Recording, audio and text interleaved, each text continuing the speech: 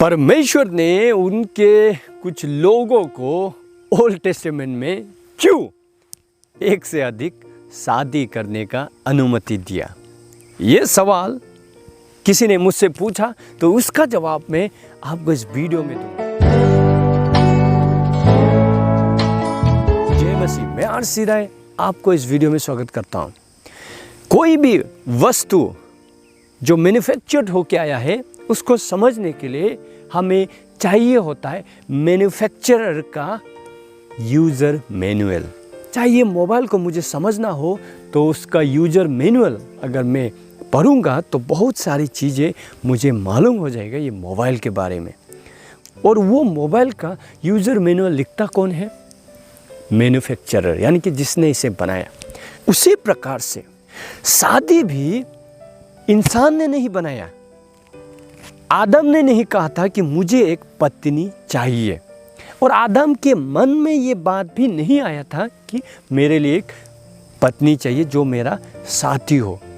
ये ख्याल आदम के मन में नहीं आया था। शादी का सोच परमेश्वर के मन में आया। ये परमेश्वर का विचार था कि आदम के लिए एक पत्नी चाहिए, और ये परमेश्वर ही थे एक आदम के लिए एक हव्वा बनाया और बनाकर साथ में लेके आ दिया। यानी कि ओरिजिनली जो शादी का सोच परमेश्वर के मन में आया। दूसरा, परमेश्वर ने आदम के लिए एक हव्वा बनाया, डिज़ाइन परमेश्वर ने दिया। यानी कि ये शादी जो है परमेश्वर ने शुरुआत किया। इसीलिए उसका वचन कहता है जेनेसिस चैप्टर 2 वर्स 24 में कि to shell become one flash, यानी कि दो जने एक हो जाएंगे। परमेश्वर का ओरिजिनल डिज़ाइन क्या था? वन आदम वन हवा। तो ये परमेश्वर का शुरुआत किया वाला उसका इच्छा ये था शादी को लेके।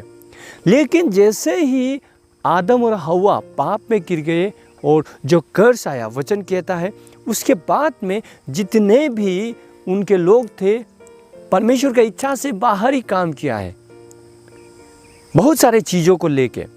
उसी प्रकार से वचन भी कहता है कि God has given us the power of choice, यानी कि फ्रीडम के साथ में बनाया। फ्रीडम, इसलिए वचन कहता है the life and death, blessing and curse is before you. परमेश्वर चाहते हैं कि आप जीवन को चुने, परमेश्वर चाहते हैं कि आप आशीष को चुने। लेकिन क्या हुआ कि फॉलन नेचर के साथ में परमेश्वर ने जो चाहा वो नहीं चुना, और डिज़ाइन जो है डिस्टॉर्टेड होते चला गया। इसीलिए ओल्ड टेस्टामेंट में हम चाहे डेविड बोलिए, अब्राहम बोलिए, जैकब बोलिए, इन लोगों ने एक से अधिक पत्नियां लिया, और सोलोमन का तो क्या कहना। तो ये सभी जन जो है परमेश्वर का जो डिज़ाइन से बाहर इन्होंने शादी किया। तो यहाँ में कुछ चीज़ें हैं जो आपको समझना है।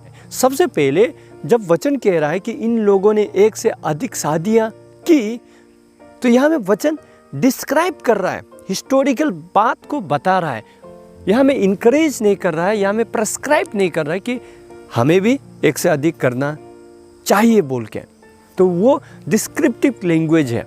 बाइबल हमेशा सच्चाई को बताता है, इसीलिए वो हिस्टोरिकली एक्यूरेट है, आर्कियोलॉजिकली वेरीफाइड है, और scientifically it make sense Bible. इसीलिए हर एक टेस्ट में वो पास खड़ा होता है बाइबल। तो हिस्टोरिकल नरेशन है कि उन्होंने ऐसा किया। तो यहाँ में हमें प्रेस्क्राइब नहीं कर रहा है कि हमें भी एक से अधिक शादी करना है बोल के। नहीं तो वचन में कहीं पर भी नहीं कहते कि do not commit adultery. Even परमेश्वर ने मना किया कि राजा अधिक पत्नियां ना ले। तो ये हिस्टोरिकल नैरेटिव है जो डिस्क्राइब करता है। और नंबर 2 में उस ज़माने में, क्योंकि कल्चरल सेटअप ऐसा था कि अगर एक औरत शादी नहीं होकर रह जाने से वो एक वल्नरेबल स्टेट में चली जाती है। अगर उसको साथ देने वाला कोई भाई, भैया, पिताजी या कोई पति ना हो तो ऑप्टेन उसे सेलेब्री में जाना पड़ता, यानी कि गुलामी में, या प्रोस्टिट्यूशन में।